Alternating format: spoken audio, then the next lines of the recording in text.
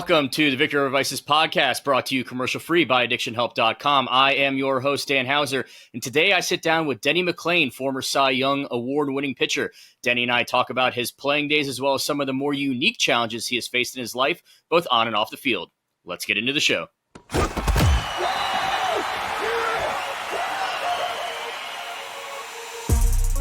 All right, welcome back to the show. As I teased in the introduction, I'm joined today by former Major League Baseball great Denny McLain. Denny, thank you so much for coming on with me today. My pleasure. It's always nice to talk to a guy who lives in Florida. Yeah, there you go. So, we're always looking for a room to stay in down there. Absolutely. Hey, well, listen, we've got plenty of room here, so you're always welcome anytime you want to come down. Absolutely. Get the bed ready. There we go. All right, absolutely. All right, so just a quick little background for the audience. You pitched in the majors for 9 years. You pitched the majority of your career with the Tigers. You pitched briefly as well with the Washington Senators, the Oakland A's, and the Atlanta Braves. Your list of accolades is incredibly impressive. 3-time All-Star, 2-time Cy Young Award winner. You led the American League in wins twice. You were named AL MVP in 1968. And then, oh yeah, by the way, you did a little something in 1968 called win a World Series too. So, yeah, we sure did. Yep. So of all those things I mentioned, which one of those in particular are you most proud of? Oh, I think what happened in 1968. In 1967, we had fires. We had a terrible, terrible riot. 45 people got killed during the summer, during that riot. And everybody talked all winter long. Two things that actually happened in the winter of 67. Everybody talked about how close we came that year. And we knew we had a good ball club. My God, we only finished a half a game out of first place. So what they tried to do during the winter of 67, K-Line and they were trying to trade the two of us to the Minnesota Twins all winter long. And then Jim Campbell, as the story goes, came down with the flu or pneumonia or something. He was a president, general manager. And he indeed decided that he didn't have enough time to really make the trade he wanted. He wanted more players and this and that. And so what he did was he said it was the best trade he never made. Obviously, then we win the World Series the next year. And that was the start of the end for me in a sense, that because in 1969, I'm still throwing every fourth day. Throwing a lot of pitches. I mean, I average about 110 pitches a game. And that doesn't sound like a lot in today's game, but believe me, every fourth day, 110 pitches is a lot of pitches. And because we were in a pennant race, they just throw you out there every fourth day. And by the way, I never complained. I mean, I love the game as much today as I did when I was growing up. I enjoy the one-on-one probably better than anybody else. I enjoyed the one-on-one. So I don't really have any complaints when it comes to the way they handled me. I knew it was wrong because I'm getting a cortisone shot every fourth or fifth day. I mean, I had almost 200 cortisone shots in my career. Wow. So we got through that year, 68, 69. We couldn't win it in 69 because the Baltimore Orioles won over 100 games. And we had a good year. We won 95 or 6 or 7, something like that. And let me just point one thing out. A lot of guys forget this. I had Bill Freehan as a catcher, 12-time All-Star, not in the Hall of Fame. Norm Cash, about a 280 career hitter. Today, he's in the Hall of Fame in an hour. Dick McCullough, craziest stance you've ever seen, but one of the best baseball players I've ever been around in my life. Willie Horton in New York, we call him Mr. Detroit, in left field. Mickey Stanley, probably one of the greatest athletes I've ever seen. And then lastly, Mr. Tiger, L. K-Line. So we had a hell of a club. Every guy on our team, with the exception of the shortstop, was in an all-star game 1 or 2 or 3. I mean, that's how good that ball club was. And we should have won it in 67, but I got hurt with a month ago in 67, hurt my ankle, and couldn't land on my left foot because of the injury. And then we lose that by a half a game. 68 we win. 69 I think we lost by 4 or 5 games. But that was because of the Baltimore. They had 420 game winners that year, which was phenomenal. And one of them, by the way, was ours that we had traded from Detroit. And I kept asking everybody, where the hell did this stiff come from? I said, why isn't he in our rotation? So we lost that guy. Pat Dobson was his name. Very good pitcher, good guy. Just one of those guys that fit into our ball club. Not everybody fits into the ball club they want to be with. So that 68 year, I mean, you basically had an entire Hall of Fame career essentially in that one season. You made an All-Star team. You led the league in wins. You were named AL MVP. You won a Cy Young. You won the World Series that year. Not just for you, but for the whole team. What was that 68 season like, just as far as how, I mean, everyone was playing amazing baseball. You guys obviously got rewarded at the end of the year with that World Series. What's it like playing on a team where essentially everything is just going almost perfectly the entire year, and then you end up, finishing off with the World Series title? And that's the point I'm trying to make. 67 was such a downer besides losing the chance to go to the World Series, but more importantly, the riots. 40, as I said, 45 people died. It was one thing after another in 67. The riots, prominent people getting killed, getting murdered, whatever. We had a war going on in Detroit. Of course, they had a big war in L.A. later, in all kinds of cities around the country. Somebody said we got out of it easy. Well, we're the only ones that had 45 people killed. I mean, that does not sound like an upper. But the best part about it was in 68, we got off to a pretty decent start, and we continued it. And by the halfway of the season, we knew we were going to win the pennant. And as a matter of fact, Ray Euler, who was a little bit of a gambler, I roomed with him, by the way, so I knew just about everything about him. I don't want to tell you how much I knew about him, but he looked at me. He says, I got to make a bet. I said, what are you talking about? What is this betting? And I said, man, if they catch you betting, you got a problem. He said, so do you, because I'm rooming with you. Oh, my God. I just said, he got my lights turned on. So I said, Ray, you can't do that. He says, yes, I can. He says, I can get odds of like 70 to 1 on a 5 or a 10 or a 20 or a $100 bill if I book the 70 to 1 odd that we're going to win the pennant. I said, Ray, come on. He says, well, let me ask you a question. Are you going to win? Are you going to win 30? I says, yep. He says, well, I'm taking the 70 to 1. Watch. And he won. He had 70 to 1 on a $20 bill. He did pretty good. He did pretty good. Yeah. So, but that was Ray. That was the nature of the club. The club was a bunch of veterans for the most part. The only youngsters we really had were the kids in the bullpen. Youngsters. I was 23 or 24. But most of the other guys were under 24, 25 years old. So it was we had the perfect mix for a major league team. We had guys on the bench that could start for just about anybody else. But our guys could crack the lineup with the Stanleys and Hortons and K-Lines. I mean, how the hell do you play ahead of L. K-Line or Bill Freehan? Exactly. So it was a wonderful time to be in Detroit.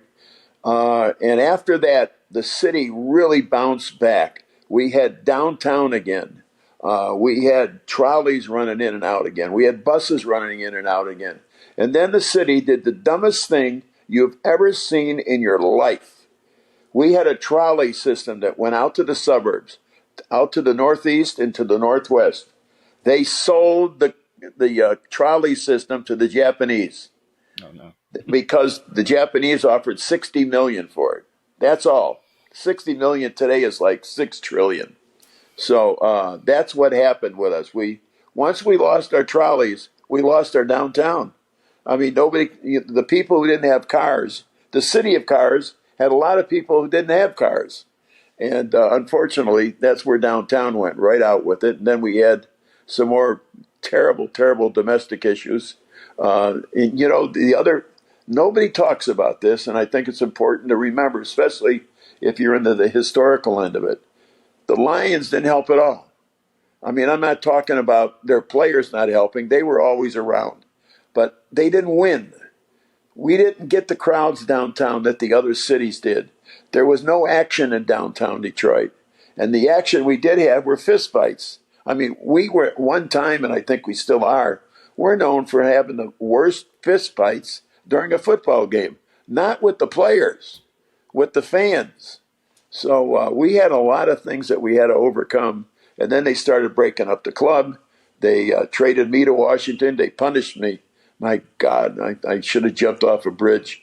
And then a number of other guys got traded. But the trade that they put me into Washington was none other than they were looking to shore up the infield. They got Aurelio Rodriguez at third base and Eddie Brickman at shortstop. So they really got two Major League Baseball players. And it was me and I can't think of everybody, but Donnie Wirt, Elliot Maddox, and I can't think of the first baseman. But we traded, guys that we couldn't play anymore, and I had the bad shoulder at that point in time. But on the other hand, they were four of the greatest guys I ever played with. I mean, they were just wonderful, as well as the guys that I played with in Detroit. I mean, I got to tell you how close that team was. It was incredible, just incredible. Did you guys feel any sort of pressure or extra connection as far as saying to yourselves, all right, we want to go out and play really well to both take everyone's mind off of, the horrible things going on in the city, and also to help try to revitalize it? Like, did you guys feel like it was kind of on you to be the ones to be the ones to make that change?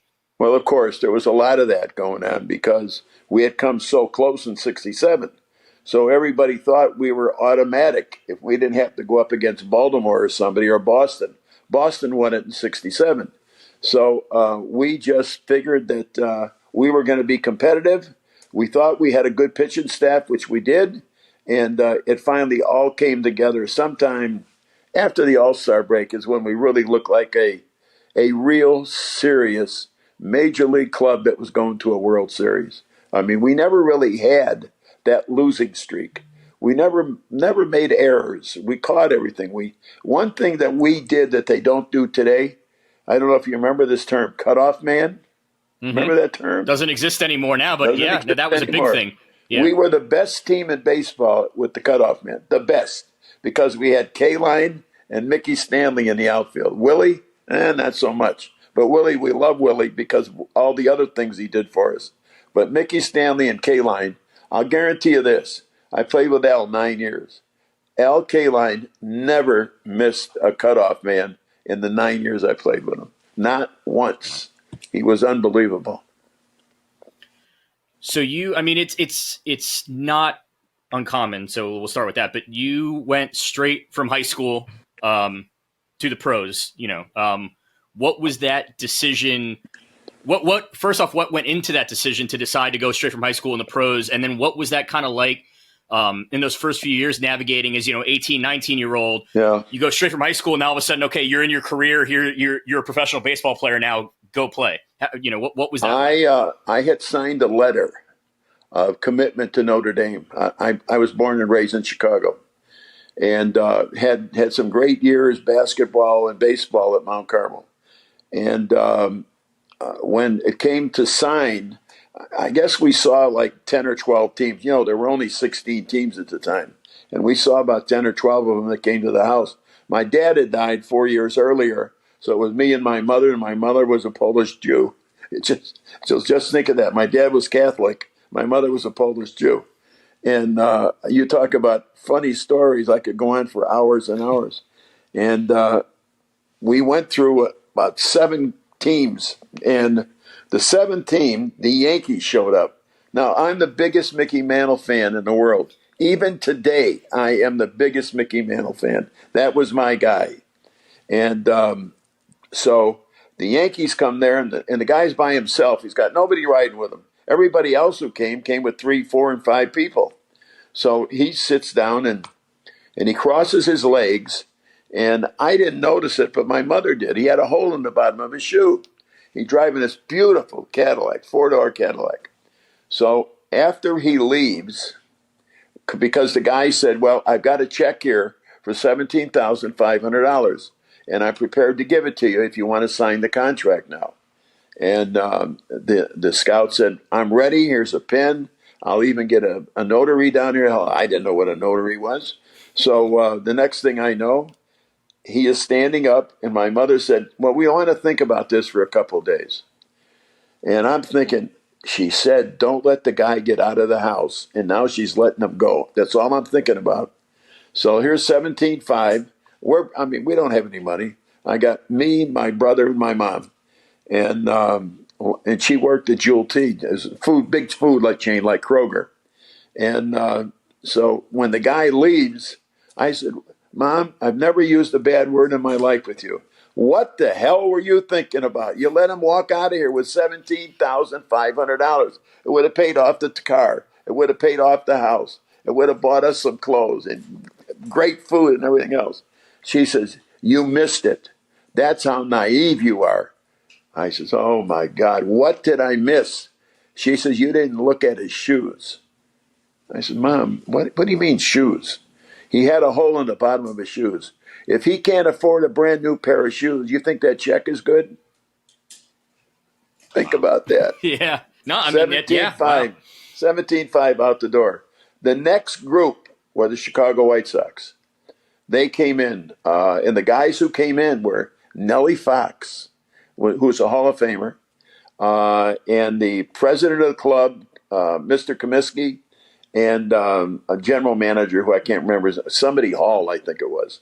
And then the fourth guy was, I think it was Ron Hansen, who was an all-star shortstop with the White Sox. So they came in, and my mother quick grabs me and says, can I talk to you for a few minutes? And I said to the White Sox, I said, could you excuse us for just a minute? I had no idea what my mother, who was now floating on a star, I think, and if she drank, she must have been drinking a lot that day. So she pulls me into the kitchen. Remember, the kitchen is only 10 feet from where we're sitting. The living room, the kitchen, and the den were like 15 feet of each other, each one of them. So not a lot of room. So my mother calls me in the kitchen and says, if you let him get out of this room, if you let him get out of this house, you're going right behind him. I said, wait a minute, did you check his shoes? He's got good shoes, Dan. He's got good shoes. and they all of a sudden stand up to leave. And my mother says to them point blank, well, do you have any paperwork or anything? My mother says, I think we'd like to join the White Sox. My mother now wants to go play for him. So they pulled out the check. They had the same check that the Yankees had for 17.5. So we take the check, we signed the paperwork and everything else. Next morning, by the way, I'm on the first bus or the first plane I've ever been on in my life. And but my mother, after they left, she said, are you excited? I said, I don't know what the hell you just did. I said, did we get the check? Because I didn't see her take the check. And she said, she goes like this, here it is, buddy. So the next day, my mother takes the check, goes to the bank, signs off on the house, signs off on the car, signs off on everything, and got everything paid, and we were good forever after that. So that's how it all worked out. And then That's great. I got sent to Harlan, Kentucky. Back in those days, you didn't want to go to Harlan. It was like 200 degrees in the sun. And it was nothing but coal mines. And they're still in the coal business there. I respect those guys so much because of the nature of their work and the garbage that they must swallow, breathing every day. And then after that, I went to spring training with the White Sox. And then I had a pitch against, this is a quick story, myself, Dave DeBuscher, and a guy by the name of Bruce Howard. All three of us were in the big leagues for some time. Dave DeBuscher later became an all-star player with the New York Knicks and became the president of the New York Knicks for many, many years. Hell of a guy, just a terrific guy, born and raised in Detroit, went to the University of Detroit, big Catholic college here, and was just a terrific man. And then Bruce Howard was here too, and he was like 22 years old. So he was like 3.5, 4 years older than me. And so the White Sox said, you and Howard are going to pitch against each other. We gave DeBuscher $60,000, so he's not going anywhere. But you and Howard are going to pitch against each other, and whoever loses will be put in on waivers right away. And I promise you, he said, Within 20 minutes, a team will pick you up. Yeah, okay, we've heard that story before. So I get their big hitter was a guy named Dave Nicholson, and he hit home runs as far as anybody in the world. And he hits on the first pitch of the game, this exhibition game. He hits it 5 miles, maybe the longest home run I've ever given up in my life. And here I am at 18 trying to make a big league play, right? So I get beat 1-0. I strike out like 15. Bruce strikes out 15 or 16. And then right after the game, the farm director, a guy named Miller, not Marvin Miller, but Miller, comes up to me and he said, listen, we already put you on the wire. And I said, what's a wire? So he explained all that to me. He said, I think you'll have a phone call here in probably in an hour or two, maybe 3. We had 6 calls within 30 minutes. So I don't know why. I haven't figured that one out. But God was looking at us that day. And then I signed with the Detroit Tigers 3 hours later. And the rest, as they say, is history. It's history. Since you said you had 6 teams calling for you, what made you decide to sign with Detroit over the other 5? Al Kaline. I was a multi-millionaire when I was 11 years old. I had Mickey Mantle rookie cards in my front wheel on my Schwinn, and I had Al Kaline rookie cards on my rear wheel. Oh, wow. Okay. How much could I? Yeah, think about that. Think about that today, huh? Yeah. Unbelievable. Yeah. So that's how it all wound up. And the first 2 major league players I ever met in my life, one was getting traded and the other was starting to, like, kind of the start of his end of his career, yet he played another 10 years. Kaline and what the hell's his name? Rocky Colavito. I walk out. Now, they call me up in September, early September, and I walk out to the bench. And it's cold. It's like 39, 40 degrees on a Saturday afternoon. And the clubhouse man says, I have no more jackets. So I walk out to the field. I could care less about a jacket then. I'm at a major league park. How much better does this get? Except I'm freezing my wackos off. You know how cold it is. So I sit down on the bench. I turn to my right, and there is Rocky Colavito and Al Kaline sitting next to each other. And Colavito walked up. I'll never forget this. He grabbed my hand and said, congratulations. He said, we welcome you to the Detroit Tigers. He said, by the way, where the hell is your jacket? I said, they're out of jackets. He says, here, take mine. They're about to trade me. So, and they did. They traded him just a couple of days later. What a nice man. He's still with us, by the way. He's still alive. Wow. So this will probably be a reoccurring theme throughout the show, but you obviously played in a much different era compared to the modern game today. What was it like just to be a professional athlete back then when you were playing? Well, now in retrospect, I can tell you we played the game in a better way than they do today. I don't think anybody would say otherwise. The game was really played well in the 60s and 70s, really played well. We didn't have the DH quite yet. None of that was taking place. No, as I call them, the fantasy birdies were standing on second base in the 10th inning, and boy, you get a shot to knock the guy in at second base. And you know what gets me about that? It may not be a bad idea, although I really think it sucks. The thing about it is, second base and nobody bunts. There's nobody out. There's a man on second. Nobody bunts. Nobody tries to hit the ball to the right side. You tell me what's wrong with that picture. So and the first year I hurt myself, my back, and so I didn't get to pitch much in 64, and then got well towards the end of the season. And I think the first real start I had was against Whitey Ford, of all people, the Yankees. I mean, here I am pitching against my idols. And Loa went out there, and I think Ford beat me like 2-1 or 3-2, something like that. And all he did was whistle while I pitched. I haven't figured that one out yet. What Kaline told me, he says, we're so easy, everybody whistles when they play us. So, so it's... So, how much of an emphasis was placed on things like nutrition, working out, doing things like players today kind of do to keep their kind of minds and bodies in good shape? Well, the guys who really wanted to play, they did the right thing. They ate well. They exercised well. They did what they needed to do to stay in shape. They were really good at fundamentals, the guys that really wanted to be there. There's a lot of guys who get there, and all of a sudden, it's like the air coming out of the balloon.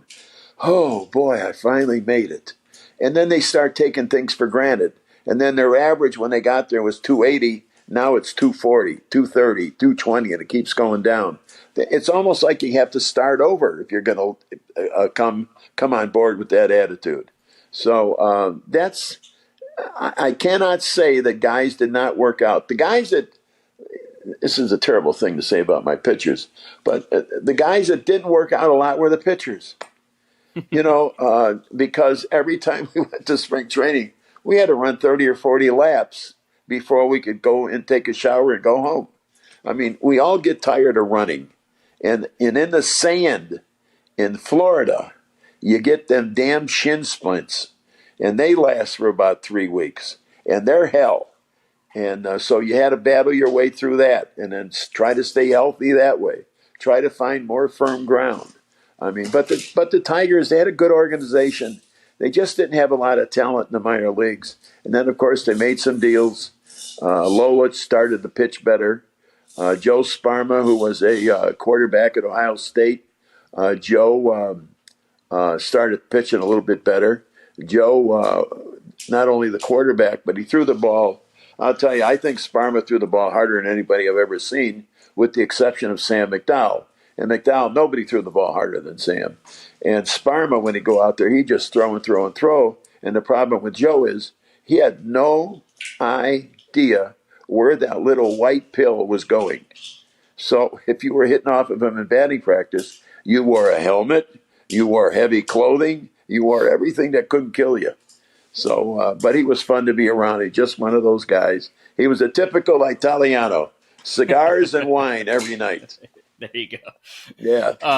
You mentioned, earlier, the number of cortisone shots you've had over your career, especially compared to how things are today. How common was that? How were things like that viewed back then, as far as, prescription drugs or cortisone shots, or basically, kind of whatever needed to be done to just get you back out there? Absolutely. Got to remember that at that point in time, I think we barely got out of the 8 teams in each league about that time. And so we had more places to go, but the talent did not, the talent wasn't all of a sudden deleted. I mean, they just found, remember this, in the 60s and certainly prior to that, 60s and 70s, they had a million minor league teams. I mean, a million. And they had talent every ballpark you looked at. Great talent. And you had to work your way to get up there. That was the problem for a lot of these guys. We had a guy by the name of Leo Marintet, who was as good a pitcher as I've ever seen in my life. And they brought him up every September. And he got everybody out, except always in the game that he was either going to make it or break it. And he broke it every damn time. I think it was nerves. The anxiety, I think, killed him. But he had as good a stuff of anybody I've ever seen. As a matter of fact, the first guy I ever saw in a Tiger uniform was Leo Marintet in Tiger Town.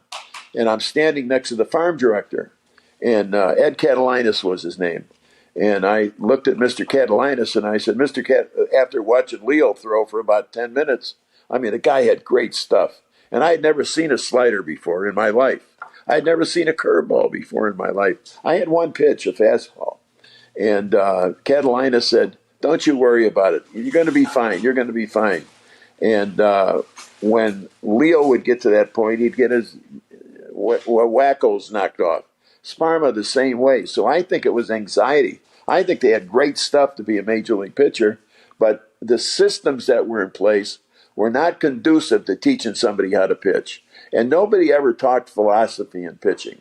That didn't come until I ran into Johnny Sane in 1967. We got John. And it changed my whole position and attitude towards pitching. I learned how to pitch. I understood how to pitch to a guy with a 2-0 count versus a 2-2 count, a 3-1 count, an 0-2 count. Whatever it was, I learned how to pitch that way. And as I say, made all the difference in the world in my life. So, really quick, I want to get your thoughts on this, and then we'll kind of go back to Yeah. where we were at. Because you mentioned you learned how to pitch, and you learned how to pitch at certain counts, certain situations, actually to put the ball in certain spots. Today, it's just let me wind up and throw 105 miles an hour and hope the guy doesn't hit it. And we're So having more injuries than ever before. that was going to be my question. Do you think that I think we can all agree there's got to be some sort of correlation there, but also not just that. What we're seeing with a lot of these pitchers now is because they don't actually know how to truly pitch, just to throw really hard. When they come back from these injuries, they're not able to be the pitcher they were. What kind of emphasis do you think there still should be today on actually being able to pitch? And when I say that, I mean actually be able to precisely put the ball where you want it to, not necessarily throw it 110 every time. I'll give you a stat first that only 30 or 35% of the people who get the shots who were in the big leagues come back. Only 30 or 35%. Everybody thinks this is a miracle operation, that it puts you back on the field and you're throwing the ball even quicker. And that's just not true. If you had talent before you got hurt, you still have talent after you got hurt.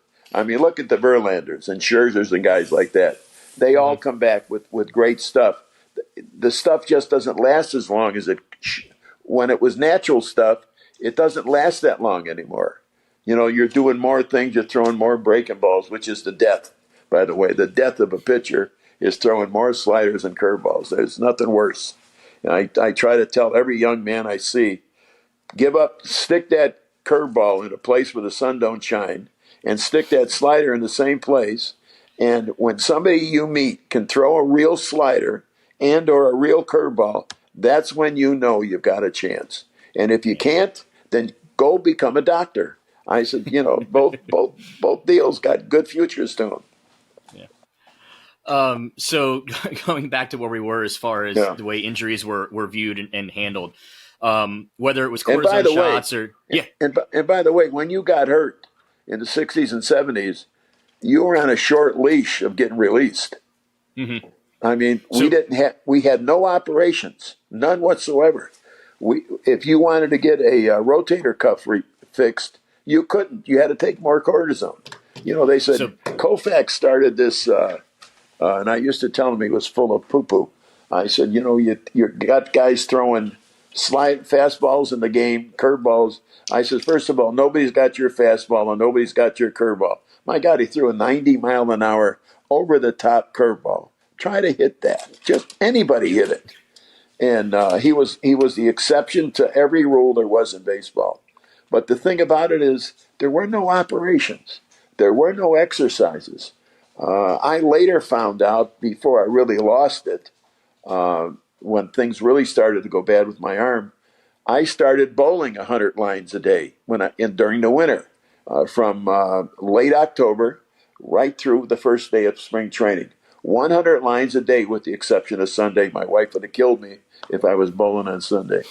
So that's how I got. And I had done all of that 2 years prior to winning 20 games, 17, 30, and 24. So bowling works. People just have a tough time understanding it. But it builds up that part of the arm. It builds up the rotator cuff. And if you can bowl enough lines, and I know it's more expensive today than it's ever been, but these kids are also making more money than we ever made. I mean, my entire career, it's hard to believe this, I played 10 and a half years.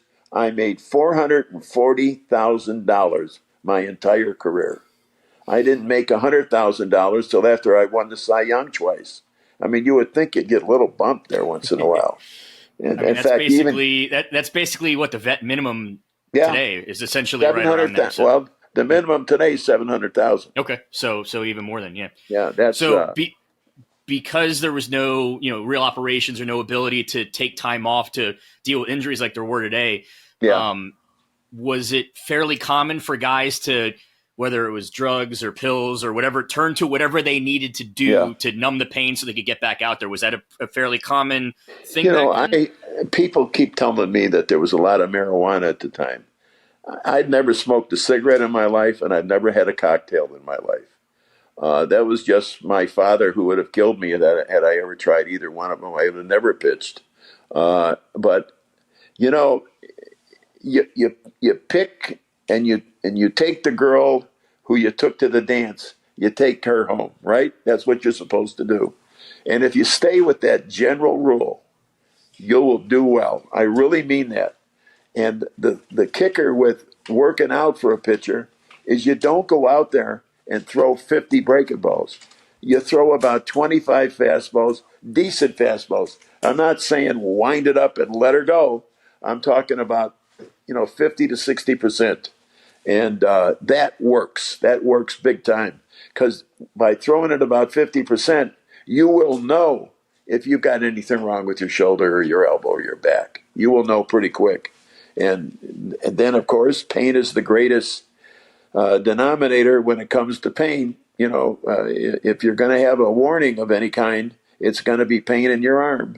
So that's what you got to worry about. And if you do the Koufax thing, and by the way, it's not a bad way to go, but I keep telling them, listen, you started with a 100-mile fastball and a 90-mile-an-hour curveball.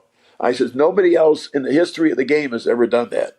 And I says, you want us to all take hot water, then cold water, and then lay down for an hour. I says, I think my mother was a Polish Jew, remember that? So I used to tell them, I said, I got news for you. You guys are smoking Polish kibasa. And I said, that's not a good mix. So going back to something you touched on a little earlier about your guy, your teammate you roomed with and his little foray into the gambling there. Yeah. Obviously, the cardinal sin in baseball is you don't bet on baseball. He obviously did that. But beyond just that, how was gambling viewed in the locker room when you were playing? Just even from the standpoint of whether it was playing cards on the road or guys, making bets with each other in the locker room during the game before the game. What was it like back then? It was all cards, pinnacle, poker, euchre, you name it. Every once in a while, we would have for instance, we go out west to Anaheim and Oakland and what have you. Some of the guys would go play bingo on a night off on Monday. I mean, whoever thought of a Major League Baseball player playing bingo out in beautiful California? So, I mean, it was, everybody to his own thing, but there's certain things that worked, and word gets around that certain things work. The heat on your arm, it works. It doesn't cure, but it works. And as far as other things, cold water, I never understood Koufax with ice. And there's a reason for it. He used it to control the inflammation in his arm. I tried it too. All I did was get a cold. So I wasn't really in a hurry to run hot water on my arm or cold water. I just went out between starts, threw for 15 minutes twice, and then pitched. I mean, that was the beauty. And if you're successful, you'll get that start every fourth day. So obviously, you knew when your teammate who you roomed with, obviously, big no, do not bet on baseball. I don't want any part of this. But, right. Right. Were you, whether it was just playing cards with your teammates or bingo or whatnot, were you a big gambler back in your playing days at all? No, I don't know what big means, but I can tell you that after my dad died, I was 13. I just turned 13 when he died, and I picked up money from numbers guys, and it started out as a quarter a day. And so, I mean, I didn't know what the numbers meant for a year, for God's sakes. I had no idea. And by the end of that first year, I was making $1 a day. $1 a day. Wow. And I had like 45 or 50 customers. And but I was only getting $1 a day. And then later on, I think it got up to about $2. And, but that was about it. But that's really the only gambling I've done of a serious nature, except when I play Monopoly with my kids and I cheat. So that's the reason I win all the time. And my kids knew it. They knew it, but they just couldn't find out why. And I had the $100 bills up my sleeve. So it took them 5 years to find the money. That's a good one. All right, so transitioning back here a little bit to the end of your run with the Tigers. I know you touched on it a little bit in the beginning, getting traded over to Washington. So worse than being in hell. I was about to ask, what was that experience like, just in terms of getting the call to say you were being traded, and then making the move to Washington, and then obviously having to basically start on with a new team, new manager, new teammates. What was that Well, whole experience like? I've told people this 1,000 times. When they ask me, what was it like playing for Ted Williams? First of all, Ted didn't want to be there. That's the first thing. Probably the greatest hitter of all time, but he didn't want to be there. But I will tell you, my standard answer was, well, how do you like playing in Washington? I said, I wish, this was things to come, by the way. I would say, man, I wish I was in jail. This is worse than jail. Little did I know I would see one eventually. But the bottom line was, it was no fun. I hate to lose. I don't care if it's tiddlywinks. I hate to lose. I'm really, really aggressive. And maybe a little less now that I'm 80 now. My God, I know people that I'm 3 times as old. And it's scary, but I'm 80 and I'm having a real tough time with that number because I say it 50 times a day. I'm 80. And as far as the constitutions in our home, my mother lived to be 84. So I had, and I still have, her constitution. I mean, my brother died at 44, alcoholism, and then my dad died at 36. I mean, I was 13, as I said earlier. So, but my mother, she was as tough when she was 84 as she was 34. And she was just one of those terrific women who took care of her kids and her husband and everybody else that was in the neighborhood. She was somebody special. So your personal opinions of Washington and of Ted Williams, the manager, aside, as a lover of the game of baseball, were you starstruck or awestruck at all being with Ted? In the presence of Ted Williams, being in the same clubhouse as him? God, yes. I mean, we're talking about not only a superstar, we're talking about a war hero. He went to war 5 years, flew a jet fighter for 5 years in the military, survived 5 years in the military. People don't realize what an American hero Ted Williams is and was. He was just unbelievable, but he was a prick and did not like anybody. I don't know where he developed this anti-world at the time, but even in his worst days, in his worst vulgarity, I could tell you some things he used to say all the time would scare you. I'm telling you, that's how bad his language was. But that was Ted. You accept Ted for who he is and what he is. And when you got along with him, he was like your long-lost brother. When you didn't get along with him, you just ran into the bad side of God. I mean, because I think God could really whip us if he wanted to. And Ted did. And I'll tell you one other story with Ted. In spring training of 72, when I went there, I think it was 72, 71 or 72. And when I went there for spring training, we had a kid, and I can't think of his name right offhand, threw the ball as hard as anybody I ever saw at the time. Wild as hell. He had gone to the University of Texas. And when he started throwing batting practice, it was 45 degrees in Pompano. You know where Pompano is? Yeah, that's a tough place for it to be that cold. Yeah. And it was 45 degrees. And this kid's out there trying to throw a 100-mile-an-hour fastball. And he doesn't care who's in the batter's box. So after he hits 3 or 4 guys, nobody wants to get in the batter's box. So Ted gets so peeved, so upset, he starts telling anybody get in there and not get hit, I'll give you $500. He reduced that, by the way, to $100. And lo and behold, the first guy that goes up there, I think it was a guy named Schellenbacher, and he got hit right in the ass. I mean, big time. And the bruise the next day was the size of a 16-inch softball. That's how big this thing was. So a number of other guys got in there, and they all got hit. Well, Ted now has had enough. He said, give me a damn bat. His language a little stronger than that. But give me one of them bats. Give me one of them bats. So he grabs somebody's bat. Anybody's bat he grabbed. First pitch, he takes, right? Almost hit him. All he did was dig in deeper. Next pitch, home run, right field.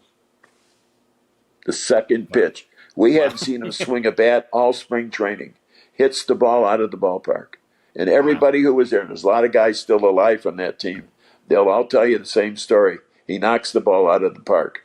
By the way, when this kid who was throwing all these wild pitches finally got through with batting practice, Williams, about 6 months later, released him. He says, if I can hit him, how good can he be?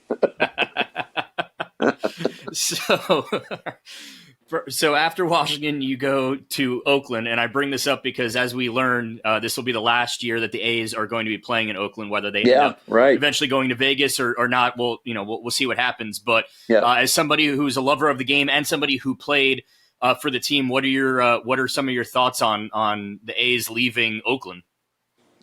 Well, I won't go so deep here today, but we had two guys.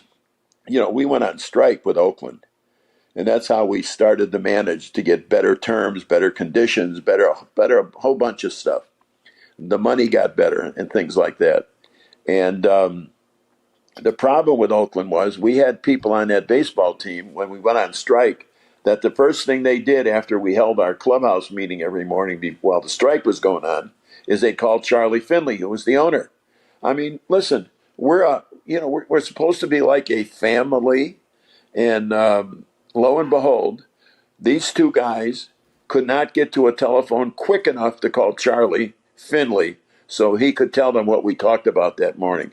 How we were going to walk around with signs, believe it or not, we didn't. But all kinds of crazy things. And the two guys would shock you. I'm just not going to tell you who they were. But they were stars, real stars. And we didn't find out that year, but the following year or the year after that, that's when we found. Somebody wrote a book. And I don't know if it was, no, I don't think it was him. And they wrote this book, and they identified, as we called them, the two Okie rats. And every word, we didn't even know what they were writing the stuff down. And in the beginning, they didn't know they were doing it together. They were just calling Finley independent of each other. They didn't know the other was calling. And what Finley was doing was using one guy against the other guy and then making sure that the information that one guy was sending was the same as the other guy was sending. So, I mean, we had our own CSI going there for about 3 months. By the way, I'll give a cute story. My last child that we had, I didn't have it, but my wife did. We had our daughter, our last daughter was born, Michelle, and she was born a little more than 2 months early. So that was not a good time in the medical world to be born 2 months early. And so anyway, I'm on the road in rehab, trying to get myself ready to play. And lo and behold, my roommate was Kenny Holtzman, who just died recently. And the other guy we were chummy with was Blue Moon Odom. Vita Blue. So, and Vita was holding out that year because he wanted more money, obviously. So I'm in North Carolina, rehabbing. I get a call at 2:30 in the morning. It's Kenny on the phone. He says, what do I do? What do I do? Sharon's water broke. I says, what? I said, what is this water? I don't know what the water is. He explains it, tries to explain it. And I said, get her to the doctor right away. He said, well, who's going to drive me? I said, call Vita. He's next door to you, isn't he? He says, yeah, he's still there. So he gets a hold of Vita. Vita and Kenny take my wife, Sharon, to the hospital to have the baby. By the time I got back there, the poor doctor was so confused. When I walked into the room, he came up to me and he said, could you do me a favor? I said, what's that, Doc? He said, who's the father?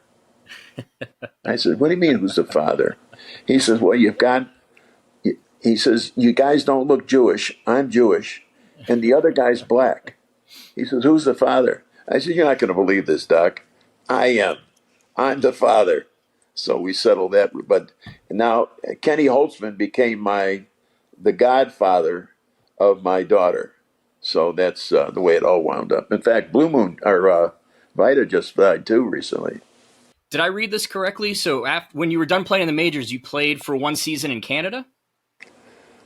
I owned a bar up there Oh, okay. with Okay. with a Canadian. You had to have, if you were going to own anything up there, you had to have a Canadian partner. I think at the time, I Okay. had a Canadian partner, and we had what we do. We played ball games on the weekend, Hmm. and I thought it was softball.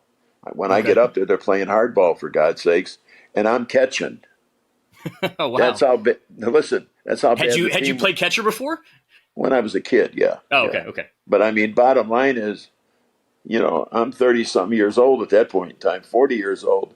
I'm not supposed to be behind home plate without a cup on, Yeah. and you know what happens. I don't Yeah. wear Yeah. the cup, and it was a home run in the third inning. You Oh, get well, it? yeah. Well, yeah. Yeah. Yeah. Okay. Um. Also, I saw so. By the way, they Yeah. turn real dark blue when they get hit.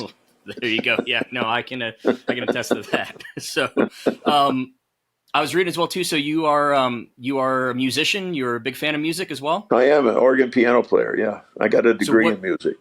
what is you what's your relationship been with music, both when you were playing and then now post playing career too? How has Well, music kind of fit in with in your life? I got to meet an awful lot of superstars in the music world. I think just about between the years of '66 and let's see, when did we move out of there? In the early '80s, I bet I met almost every Motown performer. I mean, that was when Motown was coming. They were on the way, boy, to be the best you've ever seen and the best talent I've ever seen, one after another. Stevie Wonder, Michael Jackson. I mean, all of them were there. Families were there. But it was. Listen, it was a great time to be in Detroit. It was a great time to be in Detroit. You met everybody, and Detroit is still one of the friendliest towns in America. They really are. I know people are intimidated by the thought of Detroit once in a while, but every time I do a lot of traveling, and I can tell you that I do a lot of defending of the city because the criticism isn't correct. It isn't good. It sucks, and you got to try to, because everybody's first thought is, yeah, sure, it's friendly, sure, it's peaceful. It is. It's a great city. So you touched on it briefly when you made the joke about going to Washington. You said you'd almost rather be in jail, and then you mentioned how that you Yeah, I didn't want to play for Ted. yeah, yeah. So whatever you're comfortable here talking about, you mentioned, and then you did later learn what that actually meant. What was that? I guess you could say what was that experience like, but what happened there that ultimately led you to ending up in jail, and then what did you kind of come out of it with, and it teach you in a way? Well, it's so complicated. It's such a long. We could be talking for days, but it was something that I don't wish on anybody. Uh, and I learned an awful lot about the system, how the system is manipulated, how wrong the system can be. And I'm not only talking about myself, I'm talking about a lot of people. And the system is, I know it's the only system we have, but and you got to live with what we have. We can't reinvent that in our society. Not going to happen. But you just got to be careful who you sit down and have lunch with. I mean, that's what I've told people from all of the days that I was in some kind of trouble. And I said, you got to be careful who you buy a sandwich for. You got to be careful who you're taking a ride with. You just have to be careful. And in most cases, you don't have enough time to be that careful. But I firmly believe, and I didn't have this, I think, sense back then, but I think after a short period of time, you can pretty much guess who you're with. I mean, a guy may have a collar around his neck and a rosary in his hand, but he's not necessarily the priest. Was there one particular thing that when you got out you made a point to change about the way you went about life, or was there one particular thing where you kind of got and said, okay, I'm going to do this differently now? Well, the first thing I did was spend 2 weeks with my wife. That was a bunch of fun, by the way. Yeah. And the bottom line is, you take so much for granted.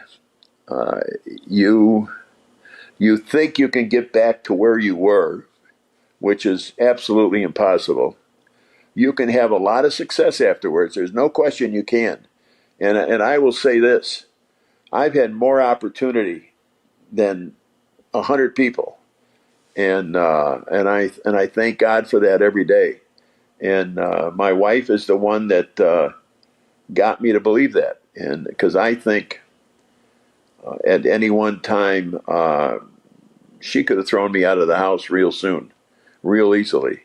And if it wasn't for her, who knows where I would have been? I mean, I have no idea, but she certainly, at a minimum, she saved my life. And at a maximum, she gave me the greatest life a man can have. We were married 53 years. Well, yeah. You know, Was there is there one thing in particular that you look back on and you say, and obviously it's impossible to think it in the moment, but now looking back, is there one particular thing where you look back on and kind of just say, man, what was I thinking at that time? Or do those thoughts ever kind of creep in?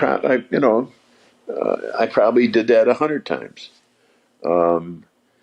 It's too late then. And then you say, well, how am I going to do this, or how you do that? How am I going to make up for this, or how you can't. It's gone. It's done. It's finished.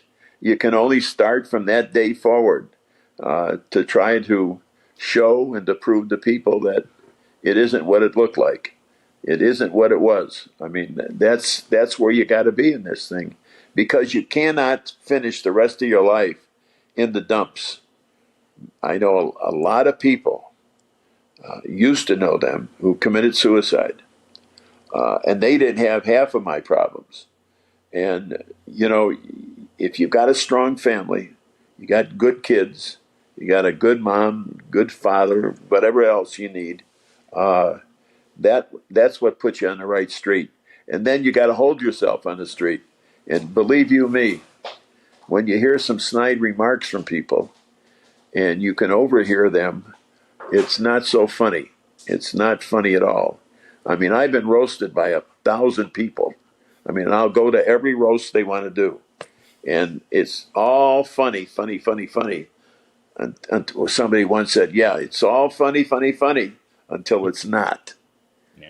And and that happens relatively quick. But you know what? You learn to live with it, because you just keep turning that jaw, and they keep swinging. Yeah. All right. So they'll find every shit joke in the world. And the closer the friend is to me, the closer he is, the filthier he'll get. Well, that's a true friend, right? Yeah, that's what you call the bathroom jokes, the soap jokes. Exactly. Yeah, absolutely. So a couple of quick questions to get you out here on a more positive note. You're obviously very active in the community in and around Detroit. You're doing some great stuff there with Words of Hope for Life. Maybe if you just share a little bit about, exactly what you're doing throughout the community, how you got involved with Words of Hope for Life, and kind of what your goal is with everything you're doing throughout the community. Yeah, I wasn't going to talk about this, but I, after Sharon died, I've been into the mental health thing for quite some time, because no one ever talks about it. Mm-hmm. And then after Cher died, I went deep bad. About a month after Sharon died, I sold the house, got everything situated, I thought, and then I moved into a hotel for a week. So all I was going to do was stay for a week. I stayed 2 years, 1 week. 2 years I stayed. 55 weeks I stayed. Wow. And I couldn't get up. I couldn't get out of bed. I literally could not get out of bed. And my depression was, I got 2 or 3 guys that were just so loyal to me. I thank them every day for it. I still see them. And I don't know what I would have done without them. I don't think I would be here today talking to you. That's how bad it was. It was just, everything was dark. Everything was black. Nothing ever made sense. And when somebody would tell a joke, I'd stand there. That's it. That's as much humor as you'd get out of me. But I wound up talking to a psychiatrist one day, just off the cuff. I mean, I was standing next to him someplace, and he said, "Why don't you come see me?" And I said, "First of all, I don't believe in you guys." I said, "You can't help me." I said, "Yeah." I said, "Who can you really help? How do you know? You don't cut them open to see how screwed up we are." And he says, "I don't have to cut you up." So I started seeing him for a while, and all of a sudden, there was some kind of a med he gave me too, and that helped my attitude in the morning. Rather than not seeing the sun, I all of a sudden started seeing the sun, and that made all the difference in the world. And despite the fact he and I had an argument at the end, the one thing I told him when I started doing the therapy with him was, I said, "Whatever you do, I don't want to talk about my dad. My dad's got nothing to do with this. Not a thing. I had a great father. I became a pitcher, and I became a good one because of him. Not because of my mother, although she had a lot to do with it, but not because of my mother or my brother or anybody, because of my dad. He worked with me every night, even in the month of December in Chicago. He worked with me in the cold." So that's how committed he was. And when I was 11 or 12 years old, he said, "Do you know you got the same birthday as Cy Young?" I said, Oh, wow. "Who's Cy Young, Dad?" That's exactly what I said. Wow. Found out a couple of years later who Cy Young was, Yeah. and that's true. I got the same birthday as him. So a lot of crazy, and all of a sudden, little things started seeming bigger than what they were. And it wound up pretty good. In the grand scheme of things, I lost a daughter from a drunken truck driver and my wife who died of Parkinson's. And I can only tell you, I've had a wonderful life. And I have sure, I'd like to have Sharon here and Kristen here, but you know what? Some things just can't happen. And you deal with the good and the bad, and you keep moving on. And my dad had one saying: as long as you've got something, his dad died at 36 too. As long as you have something to do in 2 or 3, this is what he lived by. This is crazy. Mm-hmm. He said, as long as you got something to do in 2, 3, 4 weeks down the road, you won't die. Because you got to make those meetings. Well, yeah. We're still making meetings. That's truly powerful, but also it's a testament to just how important it is to have people in your life that truly care about you, because it's we talk about it a lot, especially in the mental health world, but it's so much more valuable than I think anyone could even properly describe, just how important it is to have those people that want to make sure that you get up every morning and you go and you do what you need to do. So. And you know what we need to do? We need to do more with the kids. Mm-hmm. These 12, 13, 14, 15-year-olds. We need to do more there. More and more and more. First of all, we as a country haven't recognized it. We have not recognized it yet for what it is. Sooner or later, somebody's going to spin it. Somebody who's going to be elected president again is going to spin it. And that's the only hope we have for the immediate future. It is interesting, too, though, and I think in a very good way, because we are starting to see, now it's probably been in the last 10 years or so, athletes are starting to take it more seriously, make put an emphasis on it, and then from that standpoint, too, also use their platform to shine a light on it and say, hey, the same way that if I'm going to sit out tonight because my knee's bothering me, if my brain's bothering me, it's really no different, and we have to stop treating it like it's different. And here's the other thing, too, is when this grips you, you have to do everything you can with as much help around you to get out of the grip. You got to do something to get out of the grip. And there's one thing I've learned, although I'm not the best practitioner of this: sunlight. And I'm going to sound like an idiot here, but sunlight makes a big difference in your life. If you can have some sunshine every day, or at least often, you will feel better about yourself. And that's the first thing you got to do when you've got a health issue such as this. Got to feel about yourself first, and then move on from there. And then the first time I knew I was getting better when the first thing I did down the road somewhere was I tried to help a couple of people who were homeless, and that turned my whole life around. So it just made you feel good. Well, we'll get you out on this one last question. This is just a personal question of mine that I'm very much interested to hear your answer on. Sure. Whether it was a teammate of yours or somebody you played against, who was your favorite player that you played with, whether, like I said, either a teammate or against in your entire career? Who made a difference? No, who's your favorite player that you either played with or against in your career? Like, who was the one guy that you were like, who was the one guy maybe when he stepped into the batter's box or you were in the locker room with him, you're saying, I can't believe I'm playing with this, with blank. You know, you were just, K-Line. You know, he was the ultimate superstar. There isn't anything he didn't know how to do, and he did it well, really well. And like I said, I think in the beginning of the show, the guy never missed a cutoff man. He never threw it too high, never threw it too low, never threw it too wide. It was always on the button. And while he didn't run the team, Dickie McCullough, I think, ran the team more or less. Dick McCullough and Cash, but because L's, of course, in right field. But L was the guy that when there was a mistake made, nobody wanted to look at L. Nobody wanted to look at L because L would let you know what the hell is wrong with you. Let's go, that type of stuff. So it's he was a good one, boy. He was the best player I ever saw from the seventh inning on. And what I mean by that, not only defensively, but offensively, if you're 1 run down, 2 runs down at the most in the seventh inning, he will tie that game up. He will get it tied somehow, goddamn, some way, somehow.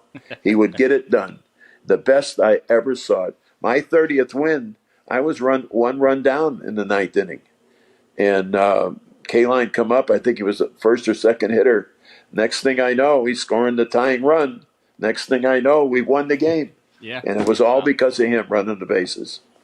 That's awesome. Well, I mean, listen, I could sit here for days probably on end and just listen to you tell amazing stories from the game. But you've been so gracious with your time. I can't thank you enough once again for my pleasure today and sharing everything with us. But my pleasure. I'm sorry this took so long.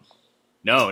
Listen, like I said, I could let you go for hours and hours longer, but I appreciate it so much. Yet I was born in the 80s, and so I grew up watching baseball in the 90s. And so you talk about things like the cutoff man, bunting, stealing, playing, that's what 90s baseball was. Obviously we've gone away from that.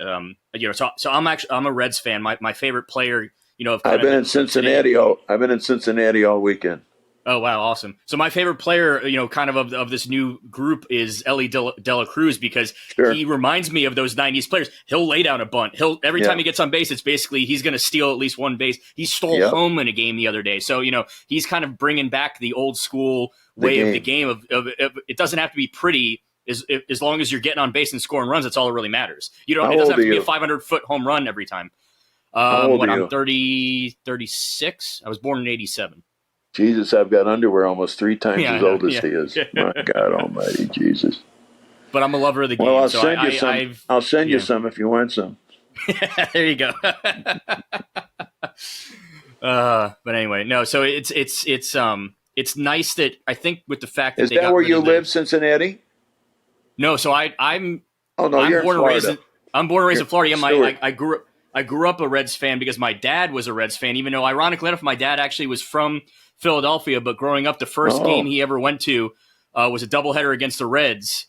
And he fell in love with the team, Big Red Machine. He went to college in Tampa, so obviously their spring training was there. Oh, he saw the Big Red Machine. Yeah, he was a Big Red Machine. And like I said about the Big Red Machine, Molly Putz could have managed that team. Not exactly Sparky, right. Yeah, pretty much. Yeah, Sparky got way too much credit for a team that had 8 starters as all-stars.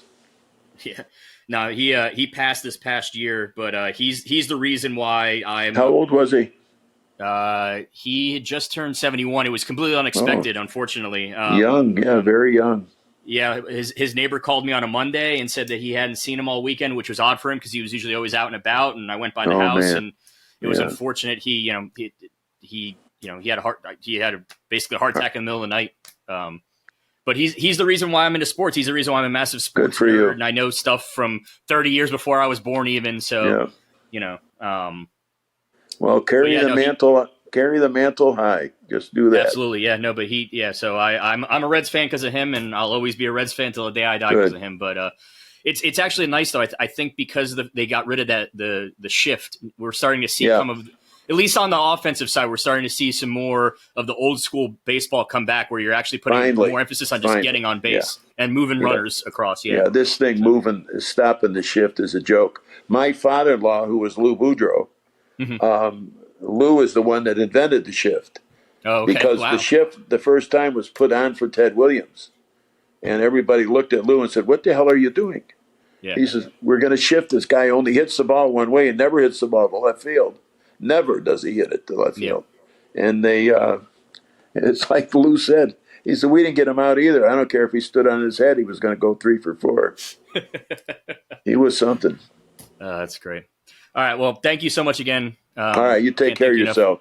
All right. Anything I can do for you, let me know. You got the number, right? Yeah, absolutely. Once the episode goes up, I'll make sure to get it over to Nikki, and we'll get it to you too, and we'll make sure that you get a copy of it and everything, so that way you can have it. So. All right. You have a good evening and stay safe. You hear? All right. Thanks, you too. All right. That'll do it for today's show. I can't thank Denny enough for coming on and spending that time with me and sharing everything that he did with the audience. Obviously, he didn't have to do that, and he was kind enough to come on and do that and truly share some very inspiring stories, I should say, with all of us as far as what he's been through and now where he is in his life on the other side of all that. If you liked what you heard today, please like, subscribe, rate, review, whether you are watching us on our YouTube page or you're listening to us in audio form, wherever it is you are listening. You do listen to your podcast, I should say. And please continue to share these episodes with your friends, family members, loved ones. Continue to spread the word. We can't thank you enough for your support with not just with the Victor of Vices podcast, but all the shows here on the Addiction Help Podcast Network. I also like to take a moment here, like I do at the end of every episode, to remind everyone that if you or a loved one is struggling, whether it's with substance abuse, mental health, addiction, or just need somebody to talk to, it really is okay not to be okay, but it's also okay to ask for help and seek help. So if you aren't sure where to start, addictionhelp.com is a great place to get that process started. It's full of great resource pages, whether it's you're wanting to learn more about specific conditions or you just want to learn more about the best ways to get started on that journey to get the help that you need. Go ahead and check everything out there at addictionhelp.com. That will do it for today's show. Thank you so much to everyone for listening and watching, and we'll talk to you next time. Have a good one, everybody.